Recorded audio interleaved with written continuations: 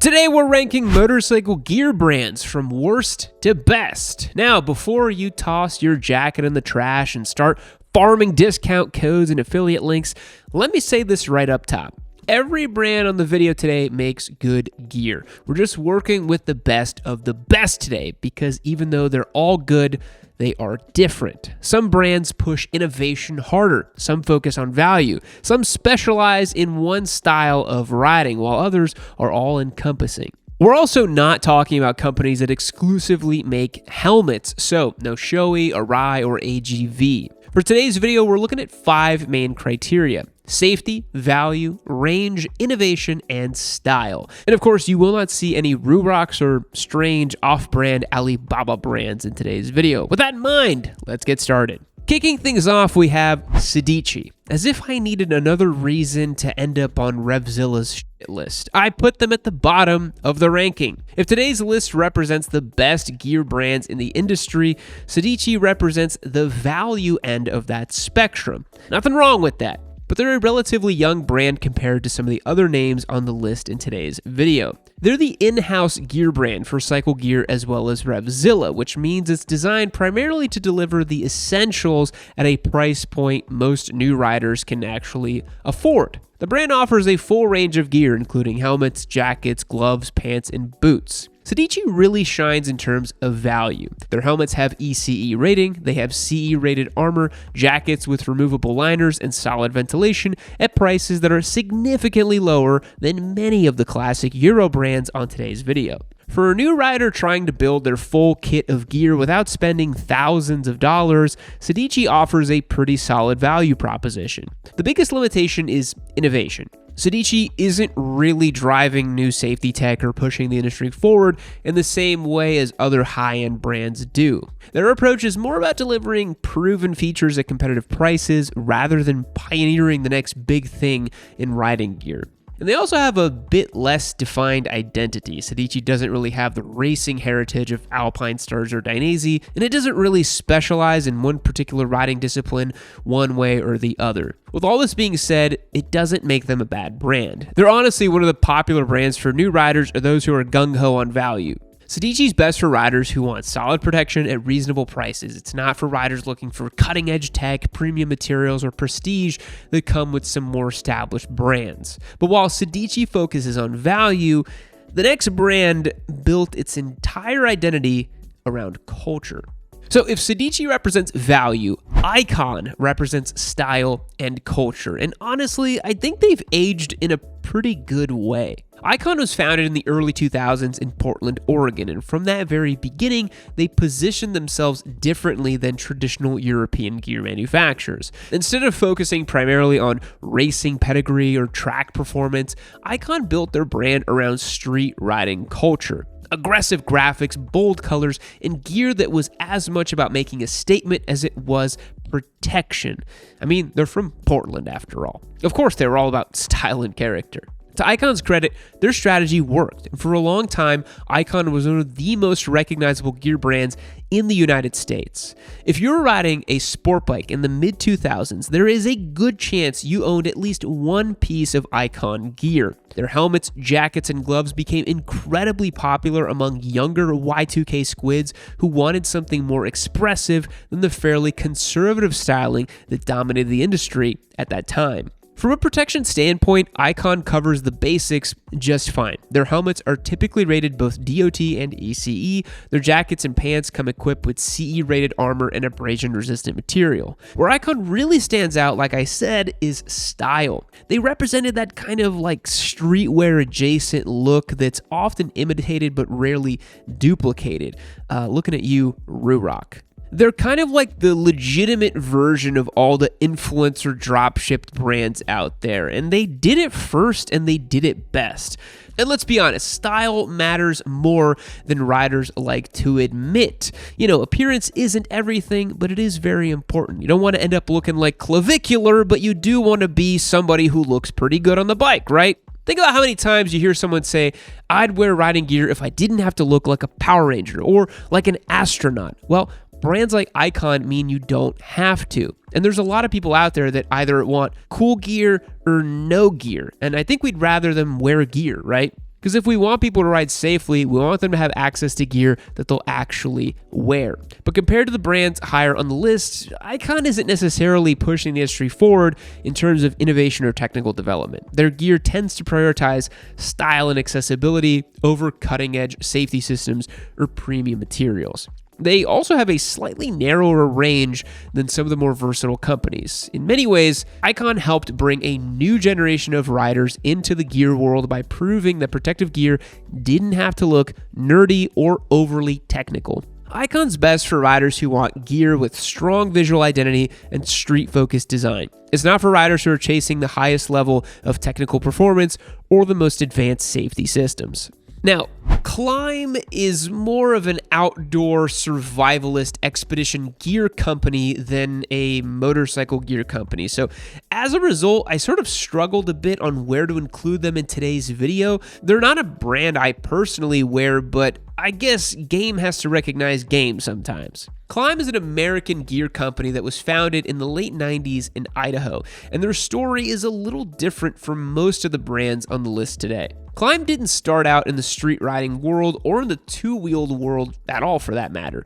Their roots are in snowmobile gear, where riders needed extremely durable, weatherproof equipment that could survive harsh winter conditions. And look, I know snowmobiling is corny as hell, but stick with me here, okay? Because when Klim expanded into the motorcycle world, they leaned heavily into adventure and long-distance touring gear, where those same priorities, durability, weather protection, and technical materials, are equally critical.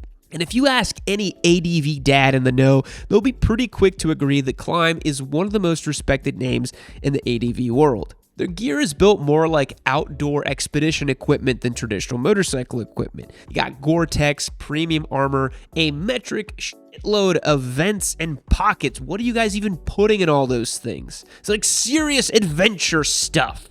Now, Klim also scores pretty highly in terms of innovation. They're big on Gore-Tex, which is both breathable and waterproof at the same time, which is something that did not exist in a not-so-distant past. Now, Klim has also had their own airbag vest system that can be purchased outright or leased through a subscription service. I don't necessarily agree with that on a business level, but what can you do? The trade-off for all that technical performance is price. Klim gear tends to be pretty expensive, often having 4-figure price tags for their jackets alone. But unlike some premium brands where you're paying for racing credentials or styling exercises, with Klim, you're paying for very expensive cargo pants. But people like them, and you can't fight the free market. Klim is best for riders who want durability, weather protection, and lots of pockets. It's not for riders who are focused on sport bikes, track performance, or are budget conscious. So if you're an ADV dad with deep pockets, this is your brand. Don't even question it. All right, let's move on to the podium positions.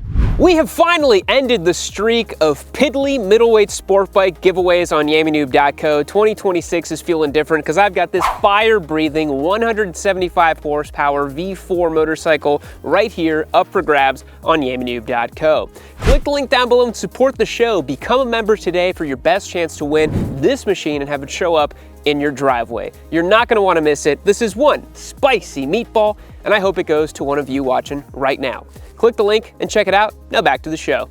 Moving right along is one of my personal favorites, Rev'It. Rev'It is a Dutch gear company that was founded in the mid-90s, and over the last couple decades, they've built a reputation as one of the most balanced and technically competent gear brands in the industry. From the beginning, Rev'It positioned themselves somewhere between traditional racing-focused Italian brands and the more adventure-oriented companies that would come later. And personally, they've been my go-to brand that I tend to wear most frequently for everyday street riding. You guys have probably seen me wear Rev'It a whole bunch. Rev'It isn't too specialized in one particular riding niche. They dabble in a little bit of everything. They make gear for sport bike riders, for touring, adventuring, or just plain old commuting, and even some like streetwear adjacent stuff. Jackets, pants, gloves, boots, full race suits, you name it. And across most of those categories, Rev'It has managed to build a pretty solid reputation for build quality and thoughtful, reserved design. Now, where Rev'It really shines, in my opinion, is in balance. Their gear strikes a really sweet spot between price, safety, and features. You often see high-quality textile fabrics, safety-rated armor, stellar ventilation systems, which is a non-negotiable if you live somewhere like I do in Texas, plus a very nice functional waterproofing at prices that are fair and competitive. And when it comes to innovation, Rev'It has also been fairly proactive. They've integrated airbag tech into some of their gear through partnerships with Alpinestars, and they've done a good job keeping up with modern materials and safety standards. They make excellent gear, but they don't necessarily have the same racing heritage or iconic brand presence that companies like Dainese or Alpinestars bring to the table. They're very modest in my opinion. Their gear isn't loud or screaming its identity from the rooftop, so that can be a good or a bad thing depending on your taste. Rev'It's best for riders who want high-quality, versatile gear that performs well across a wide range of riding styles without necessarily paying the premium that some of the heritage brands command. It's not for riders who are chasing maximum brand prestige or want eye-catching, unmistakable style, which, of course, is coming up next. In the number 2 spot, we have Dainese. Dainese is one of the most important companies in the history of motorcycle safety gear. The brand was founded in Italy in 1972 by Lino Dainese, and from the very beginning of the company, they focused heavily on developing protective equipment for motorcycle racing. Over the decades, Dainese became deeply embedded in the world of professional racing, working with some of the most famous riders in the sport. You may have heard of them, guys like Valentino Rossi, Dani Pedrosa, and countless others who have worn Dainese gear at the highest levels of competition. But where Dainese really stands out is innovation. If you look at many of the major advancements in motorcycle safety gear over the last decades, there's a good chance Dainese had something to do with it. Now, one of the most notable examples is their D-Air airbag system, which has been in development for decades and is now used in both professional racing and even consumer-grade riding gear. Dainese has always taken an almost obsessive engineering approach. Their suits, jackets, and armor systems are designed with very specific safety goals in mind, often drawing directly from what they've learned in racing environments. They produce high-end race suits, jackets, gloves, boots, and just about everything else that you need. Dainese gear has a very recognizable aesthetic. The aggressive lines, the iconic demon logo, the Italian design language. It's gear that looks fast even when it's hanging out on a rack. And of course, that performance comes at a cost. Dainese gear is rarely cheap, but you get what you pay for. High-end materials, sophisticated safety tech, and decades of R&D. And it just looks cool. If you want to look fast and awesome on your motorcycle, especially if you got a sport bike, pair yourself with the little Ducati, get your Dainese, you're off to a good start. For many riders, the premium is justified. Now, Dainese's best for riders who want race-proven protection, cutting-edge tech, no matter what it costs. It's not for riders who are focused on value or need more specialized gear for a specific riding niche. Now, let's move on to the number 1 spot. Taking the number 1 spot on today's list, we have Alpinestars. Alpinestars is one of the most dominant and recognizable gear brands in the entire motorcycle industry, and I've owned several pieces from them throughout the years. The company was founded in 1963 in Asolo, Italy, originally producing hiking and ski boots before eventually moving into motocross and motorcycle footwear. Today, Alpinestars produces just about every piece of riding gear imaginable. Helmets, jackets, pants, boots, race suits, airbag systems, everything else in between. If a rider wears it, Alpinestars probably makes it. Now, unlike some other brands, Alpinestars has had a presence in nearly every corner of the motorcycling world. Sport bikes, motocross, touring, adventure, you name it. Their reach in professional racing is also huge. Alpinestars gear is worn in MotoGP, World Superbike, and countless other racing series around the world. Now, when you watch any sort of professional racing, there's a good chance a significant portion of those guys are wearing Alpinestars. Their TechAir airbag system has become one of the most widely used electronic airbags in the industry, and I personally have one myself. They've also invested heavily in the development of robust materials, armor tech, and protective design that keeps them at the forefront of safety. Alpinestars gears tends to strike a really nice balance between aggressive sport styling and practical usability. It looks premium without being overly flashy, and it carries a level of credibility that comes from decades of racing involvement. But compared to some other premium manufacturers, their pricing often lands in a range that still feels relatively accessible given the level of tech and protection that you're getting. They're not super expensive to buy. Alpinestars is best for riders who want high-performance gear backed by decades of racing development and one of the most complete product lineups in the industry. It's not for riders who are strictly focused on budget gear or prefer extremely niche brands tailoring to one specific riding discipline. And nowadays, they also make a helmet, so if you want to be head to toe in Alpinestars, you literally can. All right, that wraps up our ranking. These 6 represent some of the most influential gear brands in motorcycling today. And I think that if you're looking for gear, just stick to one of these brands and you will not go wrong. Thanks for watching all the way to the end. I will catch you on the next one.